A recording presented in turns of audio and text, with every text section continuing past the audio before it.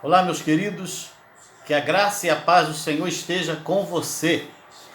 Quero ler aqui um texto da palavra do Senhor de 1 Coríntios capítulo 11, versículo 3. Mas receio que assim como a serpente enganou a Eva com a sua astúcia, assim também seja corrompida a vossa mente e se aparte da simplicidade e pureza devidas a Cristo. Quero falar sobre vivendo na simplicidade, não é? Jesus, ele era muito simples. Olha o que Paulo diz. Olha a preocupação de Paulo, olha o medo de Paulo, não é?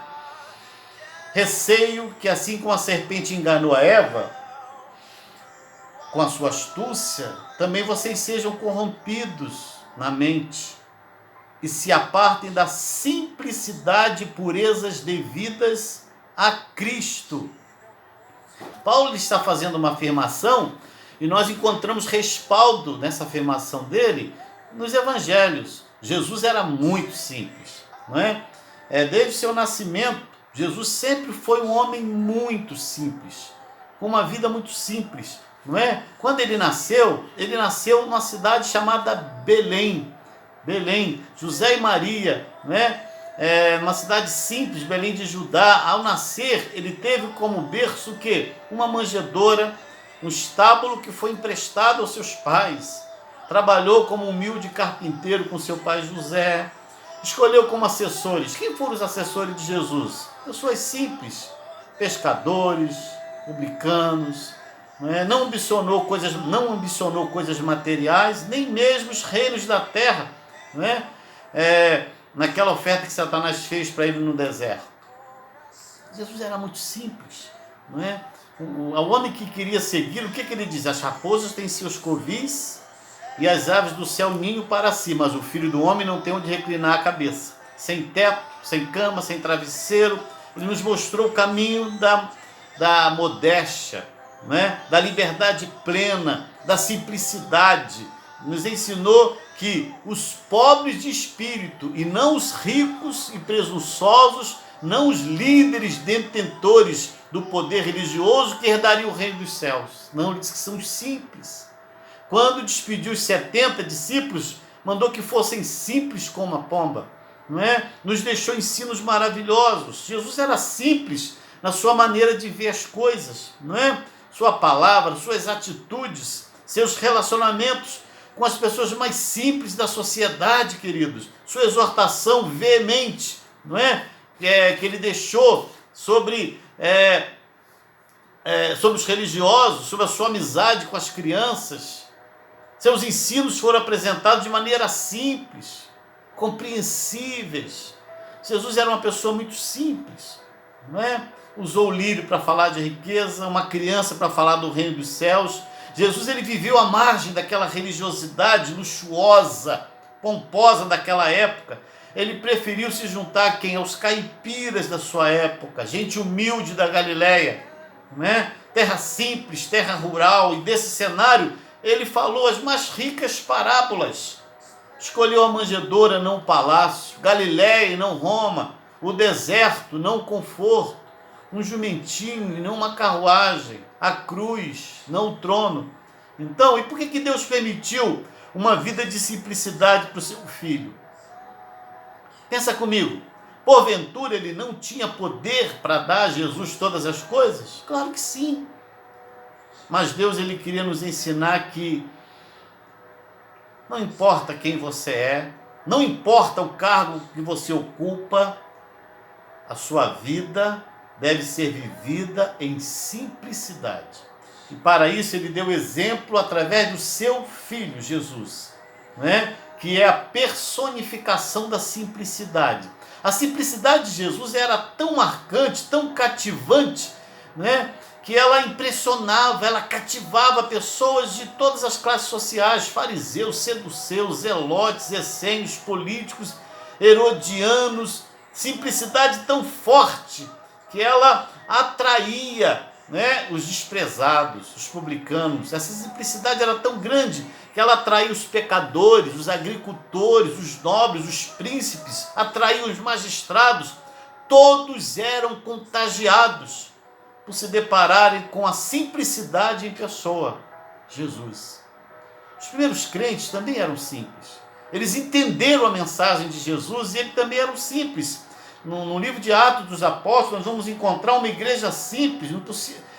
Naquele início, né, nem templos eles puderam possuir, não é? Eles não buscavam grandes sermões, simplesmente perseveravam na doutrina dos apóstolos, na comunhão e no partir do pão. Essa é aquela igreja. A vida deles era uma vida despojada. Os primeiros crentes eram simples. E eu quero te dizer que o evangelho também é simples. O substantivo evangelho, que é de origem grega, significa boas novas. O evangelho ele pode ser definido como as boas novas de salvação em Cristo para todo aquele que nele crê. Então, Jesus, ele é o evangelho de Deus, a salvação para aqui e agora, a esperança da vida eterna. Mas em que o evangelho é simples? Em que, pastor, o evangelho é simples? Em que consiste essa simplicidade do evangelho? O evangelho ele é simples na sua mensagem, não é? Há uma singeleza sem igual, não é? Que reveste o evangelho de Jesus. Essa mensagem do evangelho é simples, muito simples, não é? Se existe alguma dificuldade em entender as verdades que estão contidas nesse evangelho, certamente essa dificuldade ela não se dá por causa do evangelho em si. Ela se dá por causa da dureza do coração daqueles que não querem aceitá-lo. A pregação, o ensino de Jesus era muito simples. Qual foi a primeira mensagem de Jesus? Arrependei-vos e crede no evangelho. A mensagem do evangelho ela é muito simples, mas muitos agem como verdadeiros escribas, fariseus, e ficam tentando colocar fardos pesados sobre os que querem, né? Ou os que aceitam o evangelho, fardos que nem longe se assemelham ao fardo que Cristo propôs. O que Jesus disse em Mateus capítulo 11? O meu jugo é suave e o meu fardo é leve. O evangelho ele é simples na sua linguagem. A mensagem simples do evangelho consiste exatamente nisso, nessa sua simplicidade. Não é? O evangelho é muito simples. É muito fácil entender o que o evangelho diz. Infelizmente, parece que na ânsia de explicar o óbvio, acaba se complicando muito o evangelho. O evangelho puro e simples, ele não perde a eficácia da sua singeleza. Pelo contrário, mesmo um menino, mesmo uma menina, podem crer, porque entendem a linguagem do evangelho, porque ela é muito simples. Até para uma criança ela é compreensível. Então, queridos, alguns ficam tentando dizer, mas ficam falando, né, distorcendo até esse evangelho, colocando nele uma pomposidade, né? O evangelho tem que ser o evangelho relevante, e esse evangelho relevante é o evangelho de prosperidade, de riqueza. Quero dizer que a relevância do evangelho está exatamente na sua simplicidade. Quando ele perde essa simplicidade, ele perde a sua relevância. E em nome de Jesus, eu quero te encorajar, eu quero te animar a buscar viver esse evangelho, a não se contaminar com esse evangelho, com essa caricatura do evangelho que tem se passado por aí.